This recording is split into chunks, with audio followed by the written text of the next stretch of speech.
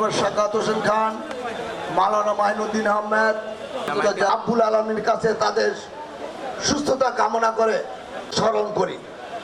কিন্তু সেই যুদ্ধটা ছিল পশ্চিমা পাকিস্তান হানাদার বাহিনী আমাদের পূর্ব তৎস যুদ্ধ কি আমার দেশের ভিতরে থেকে যারা আমাদের ট্যাক্স করে পালানো বাধ্য করানো যেত না, অতএব আমরা যেন গণপুত্থানকে ভুলে দেওয়া যাবে না। তারা শহীদ হয়েছে। অবনত চিত্তে তাদেরকে আমার স্বাস্থ্য বিভাগের পক্ষ থেকে ধন্যবাদ জানাচ্ছি।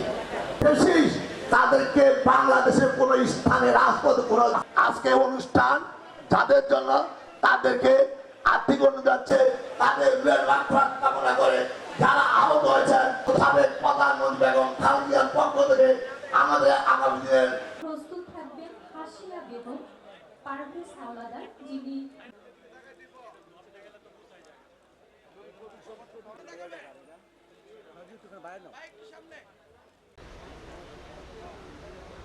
আমরা বিশ্বাস করি আমাদের তরুণ সমাজ যে রাষ্ট্র প্রতিষ্ঠা করতে চেয়েছে, সকলের অধিকার নিশ্চিত করতে চেয়েছে, আমরা সকলে মিলে আমরা সেই রাষ্ট্র প্রতিষ্ঠা করতে চাই যেখানে সকলের অধিকার নিশ্চিত হবে। আমরা বিশ্বাস করি আমাদের সেই রাষ্ট্র প্রতিষ্ঠায় তরুণ সমাজ আগামীতে আমাদের পাশে থাকবে। আমরা বিশ্বাস করি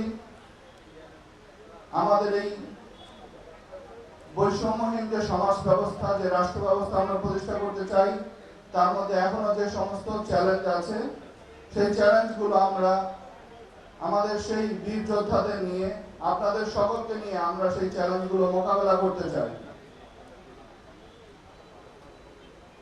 আপনারা যে স্বপ্ন দেখতেন, আমরা আপনাদের স্বপ্নগুলো বাস্তবায়ন করতে চাই। আমরা বিশ্বাস করি আমাদের তরুণ সমাজ আগামী দিনে যারা দেশ পরিচালনা করবে, যারা দেশপ্রেমে উদ্বুদ্ধ হয়ে নিজেদের সেই পরীক্ষায় উত্তীর্ণ হয়েছে, তাদের হাতে বাংলাদেশ অত্যন্ত নিরাপদ থাকবে। বাংলাদেশ অত্যন্ত উঁচু স্থানে উন্নীত হবে।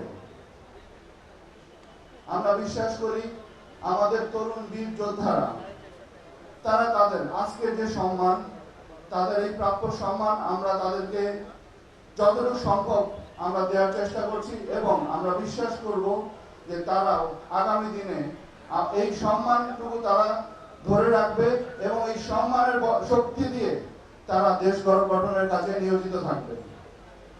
আজকে যারা আহত হয়েছেন তাদের প্রত্যেকের স্টোরি যখন আমরা শুনি তখন আসলে